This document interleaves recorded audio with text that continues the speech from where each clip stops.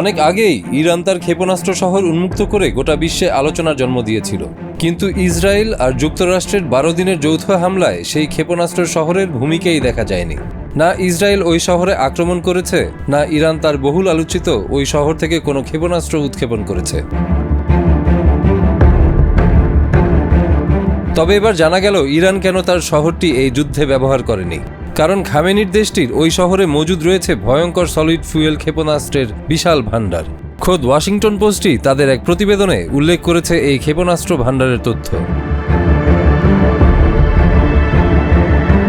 ইরানের হাতে এখনও রয়েছে বিপুল পরিমাণ সলিড ফুয়েল ক্ষেপণাস্ত্র, যে ক্ষেপণাস্ত্র শনাক্ত ও ধ্বংস করা প্রায় অসম্ভব বলেই স্বীকার করেছে ইসরায়েলি গোয়েন্দারাও। ইরানের এই বিপুল ক্ষেপণাস্ত্র ভাণ্ডার সম্পর্কে কোনো ধারণাই ছিল না ইসরায়েলিদের, এমন তথ্যই উঠে আসে ওয়াশিংটন পোস্টের ওই প্রতিবেদনে। ইসরায়েলি বাহিনী যখন মনে করেছিল ইরানে তাদের জন্য আর কোনো অপ্রত্যাশিত চমক নেই, তখনই সামনে এলো এই বিস্ময়কর তথ্য। ইরান গোপনে সংরক্ষণ করছে বিপুল পরিমাণ সলিড ফুয়েল ক্ষেপণাস্ত্র। ধারণা করা হচ্ছে এই ক্ষেপণাস্ত্রের প্রকোপ এতটাই ভয়ঙ্কর যে তা শনাক্ত করা ও ধ্বংস করা প্রথাগত প্রতিরক্ষা ব্যবস্থার পক্ষে প্রায় অসম্ভব। এই আধুনিক ও মোবাইল ক্ষেপণাস্ত্রগুলো ইরানি সামরিক ক্ষমতাকে নতুন উচ্চতায় নিয়ে গেছে এবং মধ্যপ্রাচ্যের সামরিক ভারসাম্যকে নড়িয়ে দিচ্ছে। বিষয়টি ইসরায়েলি গোয়েন্দা ও সামরিক বিশেষজ্ঞদের জন্য গভীর উদ্বেগের কারণ হয়ে দাঁড়িয়েছে, কারণ এগুলো যে কোনো মুহূর্তে আঞ্চলিক সংঘাতের পরিধি আশঙ্কাজনকভাবে বৃদ্ধি করতে সক্ষম। ইরানের অস্ত্রাগারে রয়েছে সেজ্জিল ক্ষেপণাস্ত্র, যা 2 ধাপে কাজ করা মিডিয়াম রেঞ্জের সলিড ফুয়েল মিসাইল এবং যার স্ট্রাইকিং রেঞ্জ প্রায় 2400 কিলোমিটার। এছাড়াও খাইবার শেকান নামক তৃতীয় প্রজন্মের সলিড ফুয়েল ক্ষেপণাস্ত্র আছে, যার রেঞ্জ 1450 কিলোমিটার এবং এটি উন্নত গাইডেন্স প্রযুক্তির মাধ্যমে শত্রুর প্রতিরক্ষা ব্যবস্থা একদম ফাঁকি দিতে পারে। এর পাশাপাশি কাশেমবাসীর ক্ষেপণাস্ত্রটির কার্যকর রেঞ্জ 1200 কিলোমিটার, অত্যন্ত নিখুঁত নিশানায় আঘাত হানার সক্ষমতা সম্পন্ন। ফাতেহ ও রাত সিরিজের স্বল্প ও মধ্যম রেঞ্জের সলিড ফুয়েল মিসাইলগুলোর সংযোজন ইরানের ক্ষেপণাস্ত্র শক্তিকে বহুমাত্রিক ও অপ্রত্যাশিত করেছে। এই ক্ষেপণাস্ত্রগুলোর নাম আগে থেকে জানা থাকলেও এগুলোর উপাদান সম্পর্কে কোনো ধারণা ছিল না ইসরায়েল বা তাদের মিত্রদের কাছে। ইরান ইসরায়েলের 12 দিনের হামলার প্রকোপ এতটাই ছিল যে ক্ষেপণাস্ত্রগুলো ধ্বংস করার চেষ্টায় যুক্তরাষ্ট্র ও ইসরায়েলের অস্ত্রভাণ্ডার খালি হয়ে গেছে। কিছু সূত্র বলছে যুদ্ধবিরতি যদি না হতো, ইরানের আরেকটি হামলাতেই শেষ হয়ে যেত ইসরায়েল ও যুক্তরাষ্ট্রের হাতে থাকা অবশিষ্ট 25% যুদ্ধ সরঞ্জামও। গোপন তথ্য অনুযায়ী ইরান চীনের কাছ থেকে অবাধে এবং বৃহৎ পরিমাণে অ্যামোনিয়াম পারক্লোরেট আমদানি করছে। এই কাঁচামাল দিয়ে প্রায় 68টিরও বেশি আধুনিক সলিড ফুয়েল ক্ষেপণাস্ত্র প্রস্তুত করা সম্ভব। এসব ক্ষেপণাস্ত্রের কিছু অংশ ইরানের মিত্র বিদ্রোহী গোষ্ঠীগুলোর কাছে পৌঁছে যাচ্ছে বলেও উল্লেখ করা হয়। সলিড ফুয়েল ক্ষেপণাস্ত্রের সবচেয়ে বড় সুবিধা হলো এগুলো দ্রুত প্রস্তুত ও মোতায়েনযোগ্য। এই ক্ষেপণাস্ত্রগুলো গোপনে সম্পূর্ণ প্রস্তুত অবস্থায় সংরক্ষণ করা যায় এবং প্রয়োজন মাত্রই মুহূর্তের মধ্যে হামলা করা সম্ভব। তাই শত্রুপক্ষের জন্য এগুলো শনাক্ত ও ধ্বংস করা অত্যন্ত কঠিন। ক্ষেপণাস্ত্রগুলো মোবাইল লঞ্চারের সাহায্যে দ্রুত অবস্থান পরিবর্তন করতেও সম্ভব, যা প্রতিরক্ষা ব্যবস্থা ও গোয়েন্দাদের জন্য চূড়ান্ত চ্যালেঞ্জ তৈরি করে। আধুনিক অ্যান্টি মিসাইল সিস্টেমগুলোর জন্যও এগুলোকে মাঝপথে নামানো কঠিন। ইসরায়েলি গোয়েন্দারা পূর্বাভাস দিচ্ছেন এই সলিড ফুয়েল ক্ষেপণাস্ত্রসমূহ ইসরায়েলের প্রতিরক্ষা ব্যবস্থার গোপন দুর্বলতাকে উদ্বুদ্ধ করতে পারে ও যে কোনো সময় বড় ধরনের আঘাতের সৃষ্টি করে। আঞ্চলিক ক্ষমতার ভারসাম্য বদলে দেওয়ার সম্ভাবনাযুক্ত এই অস্ত্রগুলো বর্ধিত সংকটের সূত্রপাত ঘটাতে পারে বলে বিশেষজ্ঞরা জানিয়েছেন। সবচেয়ে গুরুত্বপূর্ণ বিষয় হচ্ছে এই ক্ষেপণাস্ত্রের রূপান্তর, সংরক্ষণ ও ফায়ারিং সিদ্ধান্ত সম্পূর্ণ নিয়ন্ত্রণে রয়েছে ইরানের সামরিক নেতৃত্বের হাতে। ফলে আঞ্চলিক নিরাপত্তার পরিস্থিতি অতি সংবেদনশীল হয়ে উঠেছে এবং ইরান ইসরায়েল সংঘাতে নতুন মাত্রা যোগ করার আশঙ্কা তৈরি হয়েছে।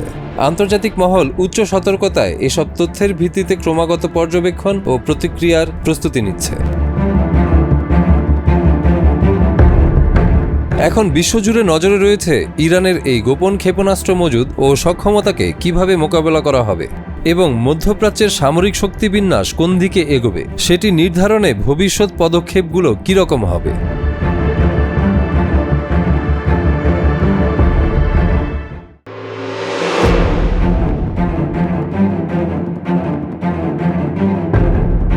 বিশ্বের 120টি দেশের সমর্থন পেয়েছে ইরান। ইসরায়েলের বিরুদ্ধে অবস্থান নিয়ে নেতানিয়াহুর তীব্র নিন্দা আর ইরানের পক্ষে শক্ত সমর্থনের কথা ঘোষণা করে 120টি দেশ।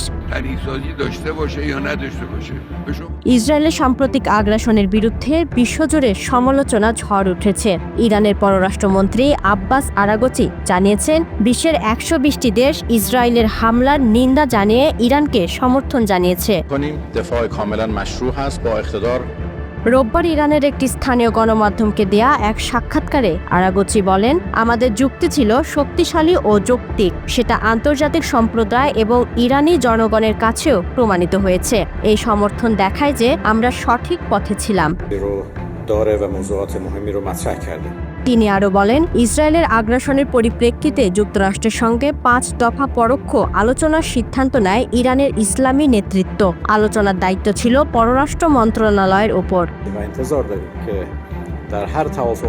আরাগচির মতে, আলোচনা না করলেও যুদ্ধ এড়ানো যেত না, বরং আলোচনা করে ইরান আন্তর্জাতিক মঞ্চে নিজেদের বৈধতা তুলে ধরতে পেরেছে। তিনি বলেন, যদি কেউ বলেন আমরা আলোচনায় গিয়েছি বলেই যুদ্ধ হলো, আমি বলবো আলোচনা না করলেও যুদ্ধ হতো এবং সম্ভবত আরও আগেই শুরু হতো।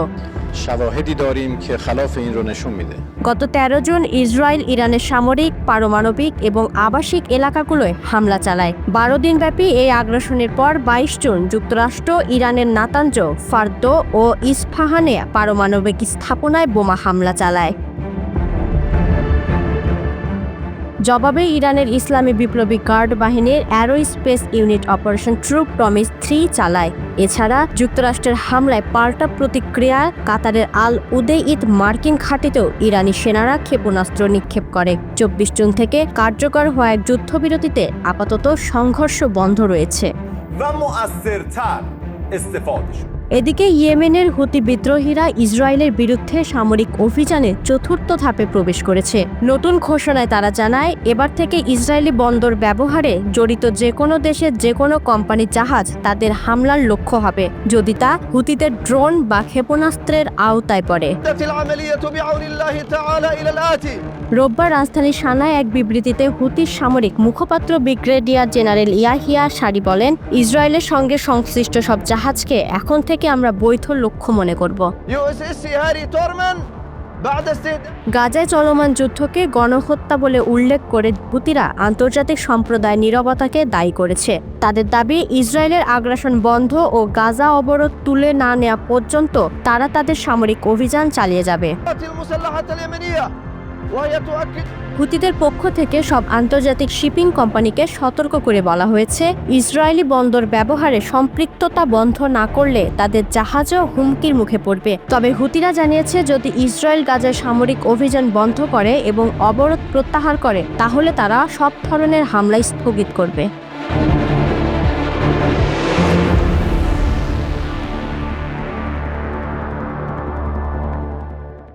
ইয়েমেনের হুথি বিদ্রোহীরা ইসরায়েলের বিরুদ্ধে সামরিক অভিযানে 4র্থ ধাপে প্রবেশ করেছে।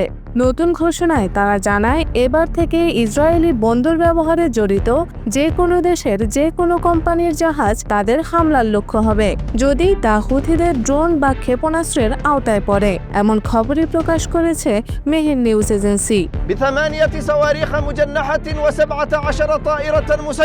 রোববার রাজধানী সানায় এক বিবৃতিতে হুথি সামরিক মুখপাত্র ব্রিগেডিয়ার জেনারেল ইয়াহিয়া সারি বলেন, ইসরায়েলের সঙ্গে সংশ্লিষ্ট সব জাহাজকে এখন থেকে আমরা বৈধ লক্ষ্য বলে মনে করব। গাজায় চলমান যুদ্ধকে গণহত্যা বলে উল্লেখ করে হুতিরা আন্তর্জাতিক সম্প্রদায়ের নীরবতাকে দায়ী করছে। তাদের দাবি, ইসরায়েলের আগ্রাসন বন্ধ ও গাজা অবরোধ তুলে না নেওয়া পর্যন্ত তারা তাদের সামরিক অভিযান চালিয়ে যাবে। بعد استهدافها من موقعها السابق نحو شمال البحر الأحمر হুতিদের পক্ষ থেকে সব আন্তর্জাতিক শিপিং কোম্পানিকে সতর্ক করে বলা হয়েছে ইসরায়েলি বন্দর ব্যবহারে সম্পৃক্ততা বন্ধ না করলে তাদের জাহাজও হুমকির মুখে পড়বে। তবে হুতিরা জানিয়েছে যদি ইসরায়েল গাজায় সামরিক অভিযান বন্ধ করে এবং অবরোধ প্রত্যাহার করে তাহলে তারাও সব ধরনের হামলা স্থগিত করবে। من قبل القوات الصاروخية والقوات البحرية। এদিকে বিশ্বের 120টি দেশের সমর্থন পেয়েছে ইরান। ইসরায়েলের বিরুদ্ধে অবস্থান নিয়ে নেতানিয়াহুর তীব্র নিন্দা আর ইরানের পক্ষে শক্ত সমর্থনের কথা ঘোষণা করেছে বিশ্বের 120টি দেশ। و این دفاع ما در پاسخ به تجاوز هست. لذا اگر تجاوز متوقف بشه ইসরায়েলের সাম্প্রতিক আগ্রাসনের বিরুদ্ধে বিশ্বজুড়ে সমালোচনার ঝড় উঠেছে। ইরানের পররাষ্ট্রমন্ত্রী আব্বাস আরাকচি জানিয়েছেন বিশ্বের 120টি দেশ ইসরায়েলের হামলার নিন্দা জানিয়ে ইরানকে সমর্থন জানিয়েছে। دکترین خود ما هست، اعتقاد خود ما هست مبنی بر ممنوعیت و حرمت سلاح‌های هسته‌ای। রোববার ইরানের একটি স্থানীয় গণমাধ্যমকে দেওয়া এক সাক্ষাৎকারে আরাকচি বলেন আমাদের যুক্তি ছিল শক্তিশালী ও যৌক্তিক, সেটা আন্তর্জাতিক সম্প্রদায় এবং ইরানি জনগণের কাছেও প্রমাণিত হয়েছে। এই সমর্থন দেখায় যে আমরা সঠিক ছিলাম। তিনি আরও বলেন ইসরায়েলের আগ্রাসনের পরিপ্রেক্ষিতে যুক্তরাষ্ট্রের সঙ্গে 5 দফা পরোক্ষ আলোচনার সিদ্ধান্ত নেয় ইরানের ইসলামী নেতৃত্ব। আলোচনার দায়িত্ব ছিল পররাষ্ট্র মন্ত্রণালয়ের উপর। قصد ما از حملات موشکی به اهداف نظامی و اقتصادی در আরাকচির মতে আলোচনা না করলেও যুদ্ধ এড়ানো যেত না, বরং আলোচনা করে ইরান আন্তর্জাতিক মঞ্চে নিজেদের বৈধতা তুলে ধরতে পেরেছে। তিনি বলেন যদি কেউ বলেন আমরা আলোচনায় গিয়েছি বলে যুদ্ধ হলো, আমি বলবো আলোচনা না করলেও যুদ্ধ হতো এবং সম্ভবত আরও আগে শুরু হতো। تنها دفاع از خودمون هست و مقابله با تجاوز. গত 13 জুন ইসরায়েল ইরানের সামরিক, পারমাণবিক এবং আবাসিক এলাকাগুলোয় হামলা চালায়। 12 দিনব্যাপী এই আগ্রাসনের পর 22 জুন যুক্তরাষ্ট্র ইরানের নাতানজ, ফোর্দো ও ইস্ফাহানে পারমাণবিক স্থাপনায় বোমা হামলা চালায়। জবাবে ইরানের ইসলামী বিপ্লবী গার্ড বাহিনীর aerospace unit operation true promise 3 চালায়। এছাড়া যুক্তরাষ্ট্রের হামলার পাল্টা প্রতিক্রিয়ায় কাতারের আল উদেদ মার্কিন ঘাঁটিতেও ইরানি সেনারা ক্ষেপণাস্ত্র নিক্ষেপ করে। 24 জুন থেকে কার্যকর হওয়া এক যুদ্ধবিরতিতে আপাতত সংঘর্ষ বন্ধ রয়েছে।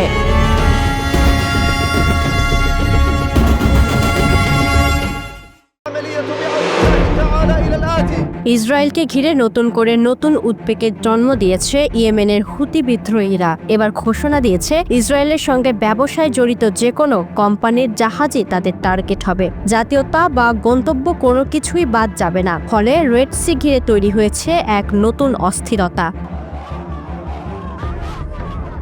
রবিবার রাতে প্রকাশিত এক বিবৃতিতে হুথিরা জানায় ইসরায়েলের বিরুদ্ধে তাদের নৌ অবরোধ অভিযানের 4র্থ ধাপে প্রবেশ করেছে। আর এই ধাপে দূর সমুদ্রেও যে কোনো জাহাজে হামলা চালানো হবে যদি সেটি ইসরায়েলের বন্দরগুলোর সঙ্গে যুক্ত হয়। হুথি গোষ্ঠীর এই নতুন কৌশলে বিপাকে পড়তে পারে ইসরায়েল, এমনটাই বলছেন বিশ্লেষকরা। বিশেষ করে ইসরায়েলের সমুদ্র বাণিজ্য এই হুমকির বড় ধরনের নেতিবাচক প্রভাব ফেলতে পারে বলে মনে করছেন যোদ্ধারা।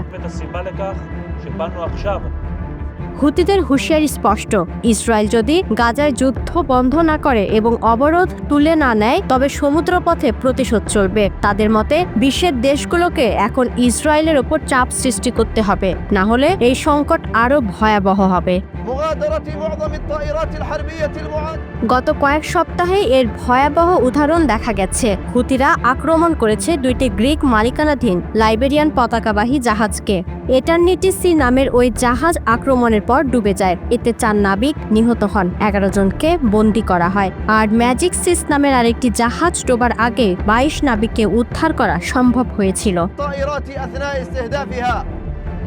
পরিসংখ্যান বলছে নভেম্বর 2023 থেকে ডিসেম্বর 2024 পর্যন্ত হুতিরা 100টিরও বেশি জাহাজে ক্ষেপণাস্ত্র ও ড্রোন হামলা চালিয়েছে। যদিও এক পর্যায়ে যুদ্ধবিরতিতে তারা থেমে গিয়েছিল। بعد استهدافها. এদিকে মার্কিন যুক্তরাষ্ট্রের ভূমিকাও প্রশ্নের মুখে। প্রেসিডেন্ট ডোনাল্ড ট্রাম্প হুতিদের ওপর কয়েক সপ্তাহ ধরে ভয়াবহ বিমান হামলা চালিয়েছিলেন। এরপর চলতি বছরের মে মাসে ওয়াশিংটন হুতিদের সঙ্গে একটি সমঝোতায় পৌঁছায়, যেখানে বলা হয় তারা যদি সমুদ্রপথে হামলা বন্ধ করে তবে বিমান হামলাও বন্ধ হবে। কিন্তু বিদ্রোহীরা স্পষ্ট করেছে ইসরায়েল সম্পর্কিত লক্ষ্যবস্তুতে এই চুক্তি প্রযোজ্য নয়। معظم الطائرات الحربية المعادية الأجواء.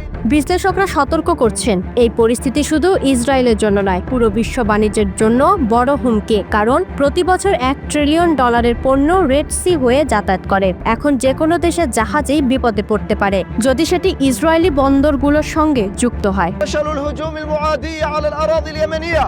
অর্থনৈতিকভাবে এর প্রভাব ভয়াবহ হতে পারে। বিমা খরচ বেড়ে যাওয়ায় শিপিং রুটগুলো আরও ব্যয়বহুল হয়ে উঠেছে। ইতিমধ্যে অনেক কোম্পানি এশিয়া থেকে ইউরোপে পণ্য পাঠাতে রেড সি এরিয়া আফ্রিকার কেপ অব গুড হোপ হয়ে দীর্ঘ পথ নিচ্ছে, যা খরচ বাড়াচ্ছে কয়েক গুণ। ماذا بولا؟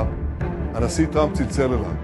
সামরিক বিশেষজ্ঞরা বলছেন হুতিদের হাতে এখন উন্নত মানের ক্ষেপণাস্ত্র ও ড্রোন রয়েছে, যেগুলো সহজেই সমুদ্রের মাঝখানে জাহাজে আঘাত হানতে পারে। তারা দাবি করছে নতুন ধাপে নৌযান ছাড়াও ইসরায়েল সংযুক্ত যে কোনো লজিস্টিক হাব বা সমুদ্র বন্দরও টার্গেটে থাকবে। هاري تورمان بعد استهدافها. তবে প্রশ্ন উঠেছে হুতিদের থামাতে কে এগিয়ে আসবে? মার্কিন নৌবাহিনী ইতিমধ্যে রেড সি ও আশেপাশে সমুদ্র এলাকায় যুদ্ধ জাহাজ বাড়িয়েছে, কিন্তু তাদের হস্তক্ষেপ কি যথেষ্ট হবে, নাকি এভাবেই ধীরে ধীরে রেড সি হয়ে উঠবে নতুন বৈশ্বিক সংঘাতের কেন্দ্রবিন্দু? فشل الهجوم المعادي على الأراضي اليمنية.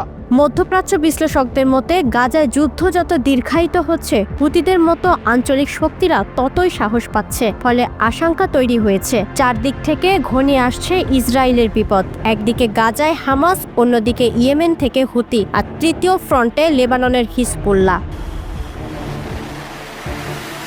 এখন দেখার বিষয় বিশ্ব শক্তিগুলো কি হুতিদের এই নৌ অবরোধ থামাতে পারবে, নাকি রেড সি হয়ে উঠবে বিশ্ব বাণিজ্যের জন্য মৃত্যুকূপ। تصدي لأي حماقة أمريكية بريطانية خلال الفترة المقبلة. নতুন করে ইসরায়েলকে নাড়িয়ে দিয়েছে ওয়াশিংটন পোস্টের এক প্রতিবেদন, যেখানে বলা হয়েছে ইরান এমন এক প্রযুক্তি তৈরির চেষ্টা করছে যা মুহূর্তে স্তব্ধ করে দিতে পারে ইসরায়েলকে। ধারণা করা হচ্ছে ইরান ইসরায়েলকে পুরোপুরি বৈদ্যুতিকভাবে অচল করার পরিকল্পনা করছে।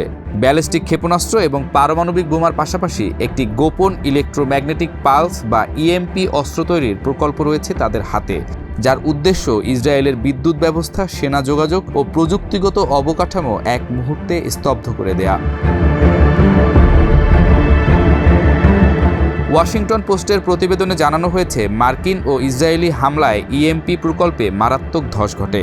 তবে ইরানের পক্ষ থেকে দাবি এসেছে এই হামলায় তাদের ইএমপি প্রকল্প এবং পারমাণবিক প্রযুক্তিগত কর্মসূচি নিরাপদ রয়েছে এবং তারা এগুলো চালিয়ে যাচ্ছে।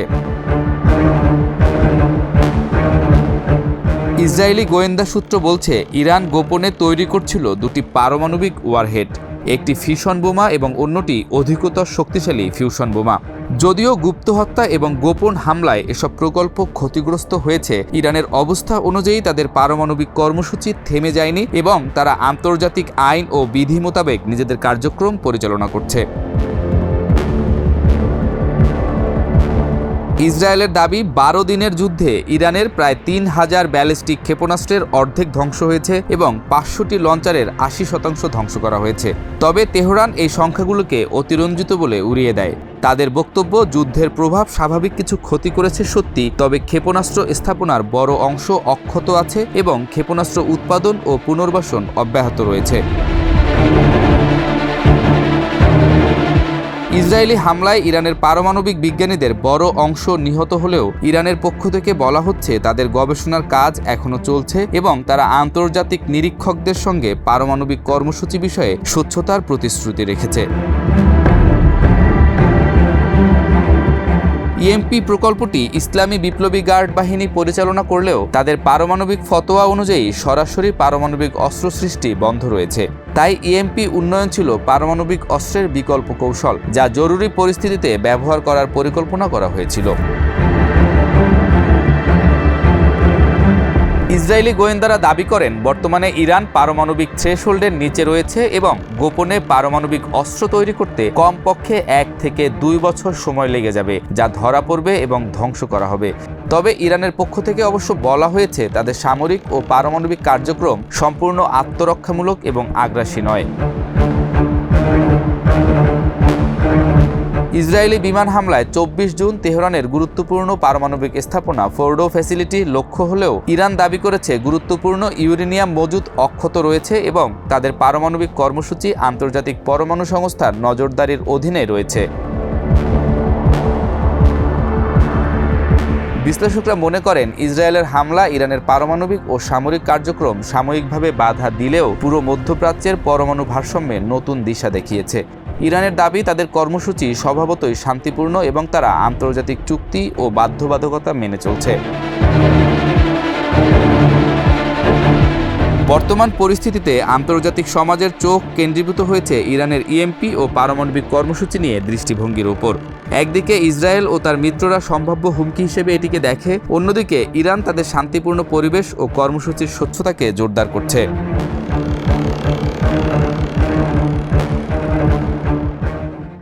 ইসরায়েলি সেনাদের ভয়ে সমুদ্রে ফোন ফেলে দিয়ে এখন বন্দী অবস্থায় আছেন গাজায় ত্রাণ পৌঁছাতে চাওয়া মানবাধিকার কর্মীরা।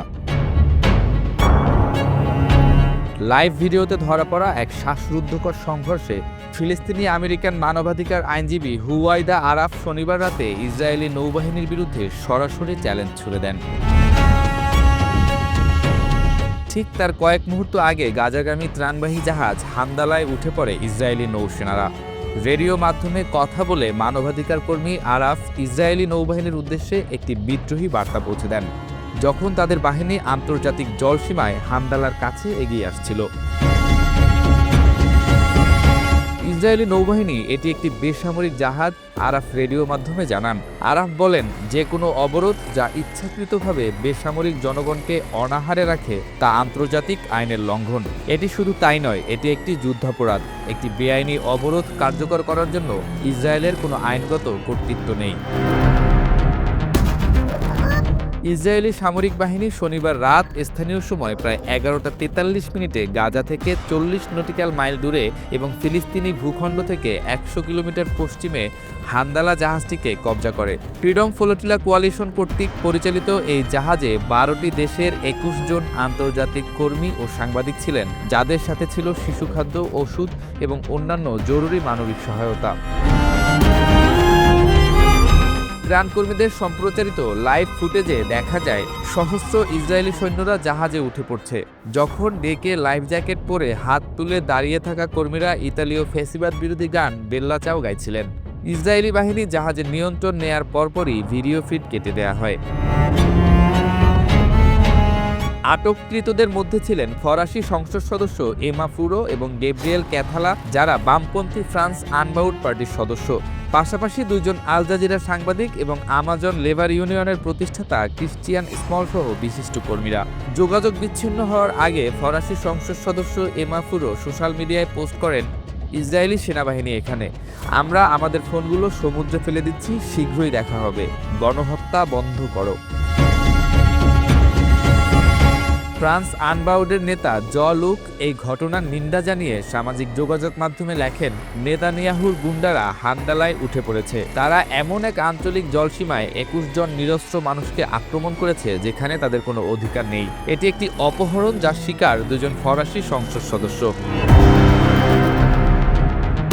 27 জুলাই 2025 পর্যন্ত ইসরায়েলি বাহিনী হামদালাকে আশদোদ বন্দরে নিয়ে গেছে, যেখানে কর্মীদের নির্বাসনের জন্য প্রক্রিয়া করা হচ্ছে। আইনি অধিকার সংস্থা আদালাহ নিশ্চিত করেছে যে তাদের আইনজীবীরা বন্দরে উপস্থিত আছেন এবং 21 সদস্যের আন্তর্জাতিক ক্রুদের কাছে পৌঁছানোর দাবি জানাচ্ছেন। আটক হওয়ার আগে হামদালার ক্রুরা আটক হওয়ার সাথে সাথেই অনশন শুরু করার অঙ্গীকার করেছিলেন। ইসরায়েলি বাহিনীর কাছ থেকে খাবার বা পানি গ্রহণ করতে অস্বীকার করেছিলেন। আরাব বলেছিলেন, আমরা দখলদার গণহত্যাকারী শক্তির কাছ থেকে কোনো খাবার বা পানি গ্রহণে আগ্রহী নই, এবং অবশ্যই তারা প্রচারণার জন্য যেভাবে এটি ব্যবহার করে সেভাবে নয়, যখন একই সময়ে তারা ফিলিস্তিনি শিশুদের অনাহারে মৃত্যুর দিকে ঠেলে দিচ্ছে। এটি এই বছর ইসরায়েল কর্তৃক আটক করা তৃতীয় ফ্রিডম ফ্লোটিলা জাহাজ। জুনে ইসরায়েলি বাহিনী মার্লিন নামের জাহাজ জব্দ করে, যাতে 12 জন কর্মীর মধ্যে জলবায়ু কর্মী গ্রেটা থানবার্গও ছিলেন। পরে তাদের সবাইকে নির্বাসিত করা হয়। এর আগে মে মাসে কোয়ালিশনের আরেকটি জাহাজ এমবি কনসায়েন্স মাল্টার কাছে আন্তর্জাতিক জলসীমায় থাকাকালীন ড্রোন হামলায় ক্ষতিগ্রস্ত হয়। ইসরায়েলের পররাষ্ট্র মন্ত্রণালয় এই কর্মকাণ্ডকে বৈধতা দিয়ে বলছে যে নৌবাহিনী জাহাজটিকে গাজা উপকূলের সামুদ্রিক অঞ্চলে অবৈধভাবে প্রবেশ করা থেকে বিরত রেখেছে এবং অবরোধ ভাঙার অনুমোদিত প্রচেষ্টা বিপজ্জনক, বেআইনি এবং চলমান মানবিক প্রচেষ্টার জন্য ক্ষতিকর। তবে ফ্রিডম ফ্লোটিলা কোয়ালিশন এই আটককে আন্তর্জাতিক সামুদ্রিক আইনের লঙ্ঘন বলে নিন্দা জানিয়েছে, যা আন্তর্জাতিক জলসীমায় ঘটেছে। ঘটনাটি ঘটেছে গাজায় মারাত্মক মানবিক সংকটের মধ্যে, যেখানে ত্রাণ সংস্থাগুলো 2025 সালের মার্চ থেকে ইসরায়েলের মানবিক সহায়তা সরবরাহে কঠোর নিষেধাজ্ঞার পর ব্যাপক অনাহারের বিষয়ে সতর্ক করেছে।